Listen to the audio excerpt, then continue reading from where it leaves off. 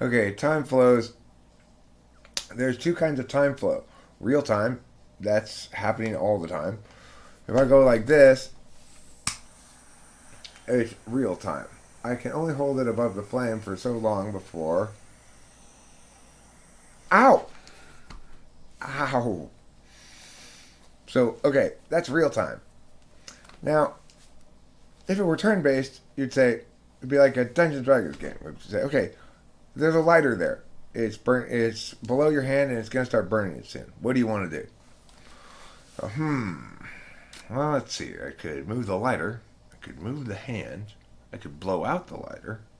I could choose a less painful demonstration.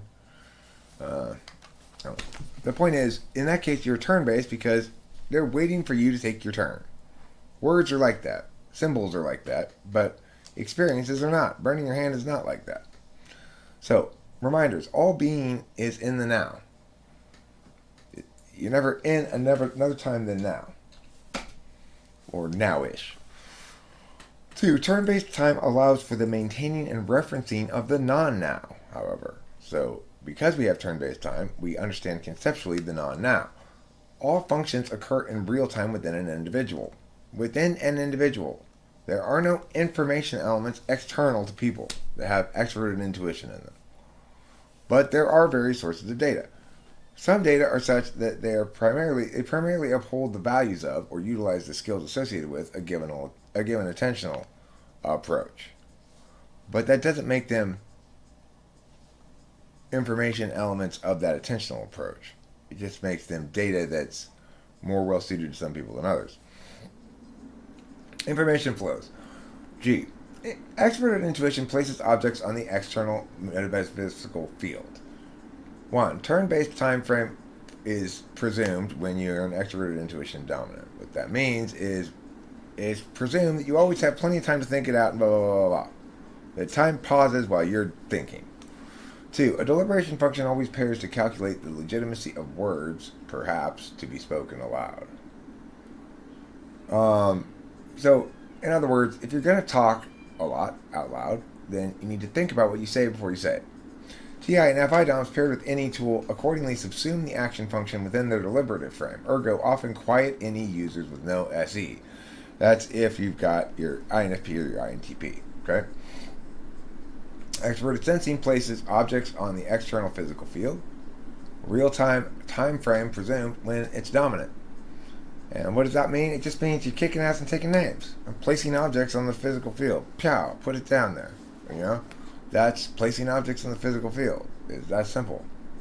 The real-time time frame is presumed when dominant. In other words, unlike ENTPs, ESTPs don't assume they've got infinite time to decide. Okay. FE and TE render data from both external fields and from both time flows. Interfaces are responsive to real-time changes in their respective systems and generally don't need to deliberate about those changes to understand the impact, because data converts directly to knowledge, and knowledge immediately impacts behavior. It requires no parsing. What I mean by this, there's an example down below, I think, I made. Yeah. We'll look at the example at the end, and it'll explain this, okay? But basically, FE doesn't do anything on the internal metaphysical field at all, and TE doesn't do anything on the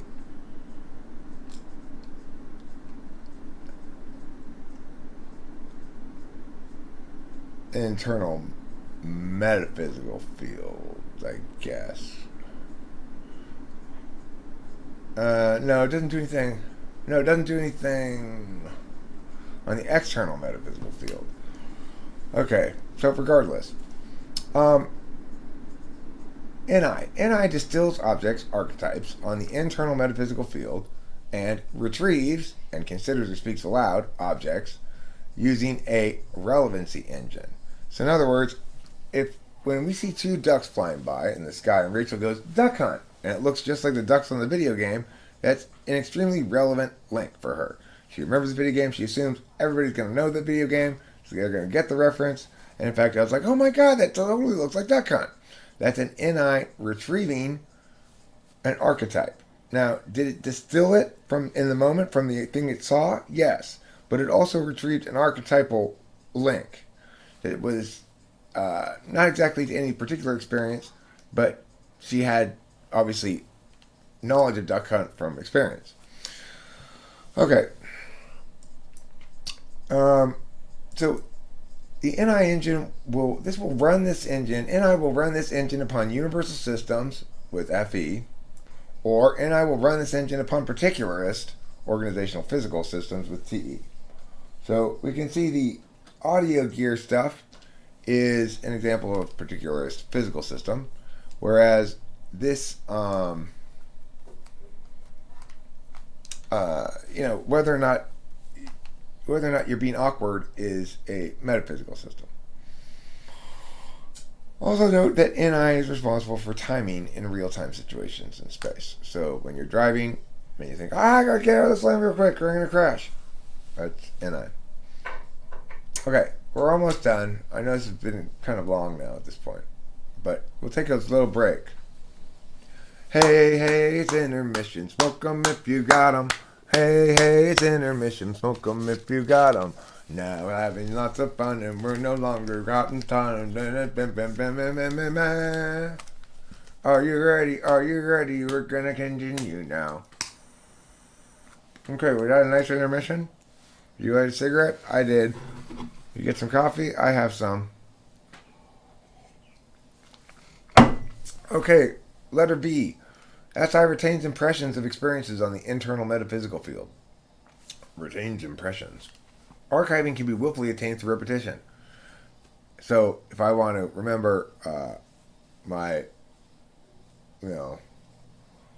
let's say, I want to remember my old phone number, which I don't have this phone number anymore, but I use it for to put into the 7-Eleven app. It's 909-720-2261. Well, let's say I was starting to forget it. I could repeat that to myself a bunch of times, and then I would remember it better. That would be an example of SE willfully attaining these impressions through repetition.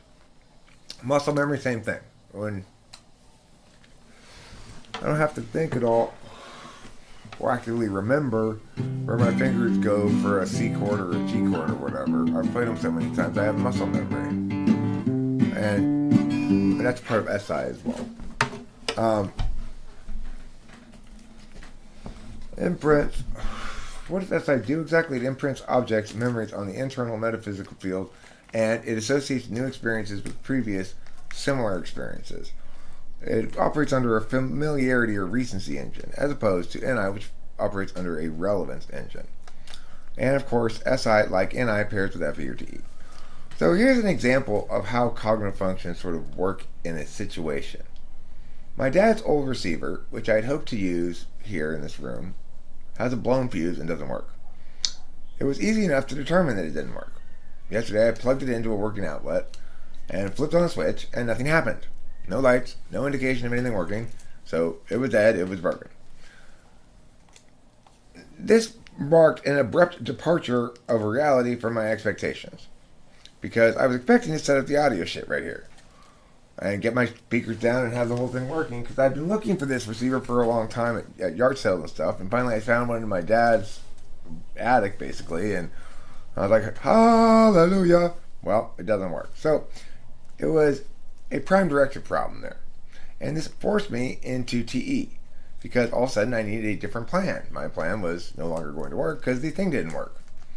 Okay, I thought, so that doesn't work. I don't have an alternative right now, so shelve the audio gear plan entirely for right now. In this instance, TI did nothing. There was nothing to parse out, nothing to conclude, really. TE has to adjust to this new fact, because that's the area where the map is not right. When I thought about where to put the broken receiver and what was likely wrong with it and how I might repair it, those were questions I was going through with my extroverted thinking. I was paying attention using extroverted thinking. My introverted sensing needed to recall that the other receiver doesn't work with my speakers, so it's pretty much useless for my purposes here, even though I have it up there as well. FE needed to explain what was going on to Rachel and be cheerful and just explain and such, because someone else's perceptions and experiences matter a lot to an FE user. I guess I should say, and just include her in the proceedings. Include her in the proceedings. Because someone else's perceptions and experiences matter a lot to an FE user. My introverted intuition said, this really isn't worth the time and energy, Eric. The TV speakers are fine. When you record, you always have to wear headphones anyway. Extroverted intuition thought about ways to fix it right then, so I didn't have to wait, or thought of other alternate solutions like waving SI to the side so I could re-examine the possible ways that I might be able to jury-rig some other stuff with these other adapters to make that other receiver work with my speakers.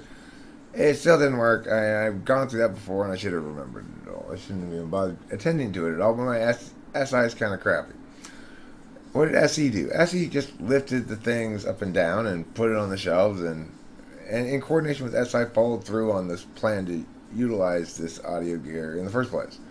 And what did my FI do? Well, it was just, I guess, just disappointed by the broken receiver. But I was in a good mood. I'm feeling good, so whatever. It was pretty good. I mean, who knows? FI confuses me because it's bipolar. Okay, so now let's talk a little bit about the mechanical limits implicit in cognitive functions and one of the big issues here. So, no, there are not any subtypes, and there are not any jumpers, and there are not any. You can't have. You can't be an FE subtype of an ENTP, or all that stuff is bullshit. And here's why. Action and deliberation always pair together in the first two slots, and knowledge interface always pair together in the first two slots. Why these pairs have to be? So, and granted, this is just an analogy, and doesn't really explain exactly why it has to be, but it's a good place to start for understanding this topic. So, think of my vehicle as the dominant function, and think of operating that vehicle as your tool function. The explanation will follow.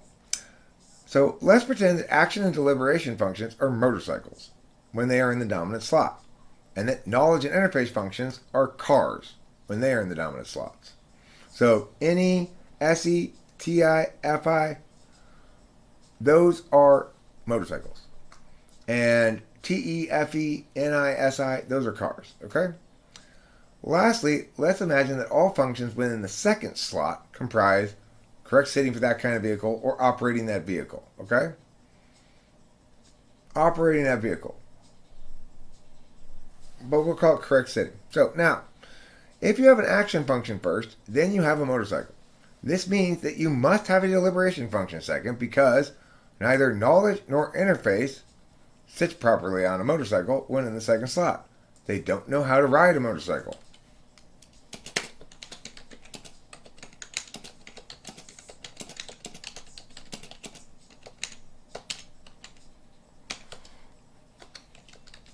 Right? Instead, both sit properly in a car, since when they're dominant, they are cars, so they understand cars inherently. When they're in the tool function, they're the person operating the car. But when they are in the dominant function, they're the car. So they understand cars inherently better. Now, action differs from interface in that the person who attends does not anticipate an interactive engagement. For example, this is taking action on my TI. I decided to take action today that was more planned out a little bit, that was more rigorous and more defensible and less willy-nilly. So, because I've been getting a lot of people saying to me basically, Eric, I need a more thorough breakdown of this. I need a basic explanation. I need to know what you're talking about here more, and you're not being very good about telling us. So, I decided to do that. But you'll note, what have I done here is I've taken action on stuff that's already all thought through. I'm not interacting with you at all. To do things well, I chose not to live stream. It just so happens I'm live streaming as I'm making this video, but you'll note I'm not paying any attention to the chat on the live stream. I'm just happy to be using this time to make this video to try to multitask, I guess, or kill two birds with one stone.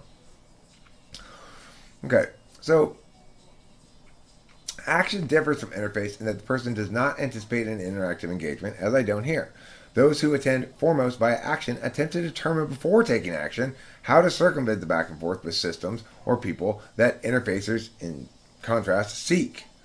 So I've tried to account for everything that might be challenged or important to know before really understanding cognitive functions. And I've included it in this video with this little document here. It's like 6 pages. I just made it this morning. I've made documents equivalent to this so many times. I've got so much wasted double work, working twice. Why? Well, because I've got shitty SI and I don't remember what I've done. And I like to do new things and I don't like to use old stuff. In this instance, I wanted to make sure it had the basics down. The next video I'm going to make about this will probably be about aspects and what that means and how that plays out in functions and how that also is relevant to what you might call intertype compatibility. Intertype compatibility. Now I'm going to take a couple of looks at the live chat here to see if there's anything in particular relevant that we might want to mention, and then I'm going to call this video a conclusion and say goodbye. The car motorcycle thing sort of went over my head. I'll have to run this part back. It's not a great analogy. Basically, it's saying if you're a knowledge or an interfacer, you're a car and you know how to drive a car. So if you're in the dominant slot, you're a car. And the other one you're going to get to pair with you is going to be somebody who knows how to drive a car. So if you're an interfacer, you're going to get a knowledge. If you're a knowledge, you're going to get an interfacer. Because knowledge and interfacers are both cars. Action and deliberation are both motorcycles. Now, you might be an action type first. Well, then you're going to get your motorcycle. That means you're going to get a motorcycle rider to ride you. That means it's going to be deliberation. And if you're deliberation first, then you're a motorcycle. That means you're going to get a motorcycle rider to ride you. That's action second. What I'm trying to say is the reason that action and deliberation, for example, go together is because I need to be able to do this. I want to make a video that articulates all these ideas and does so in a defensible way. In other words, that is logically sound and that people can see, I understand why he's saying these things and not some other thing about cognitive functions. A lot of people will end up disagreeing with me. Those who do disagree with me, and those who read people who disagree with me or see people who disagree with me on YouTube or whatever, they ought to prioritize what I'm saying over what those other people are saying because I'm more correct than they are. That's my contention here, my claim. I believe it's substantiated by my explanations in general. Have I explained everything yet? No, and this is just the first of these videos, but hopefully this will give something to attack me on, if nothing else, because I want people to attack where they think they can make ground attacking, because if it actually is a weakness in my ideation, then I'd like to change it. So, thanks a lot for watching. Don't forget to eat plenty of cheese, and that concludes this upload video, as they're called. Not a live stream, an upload video.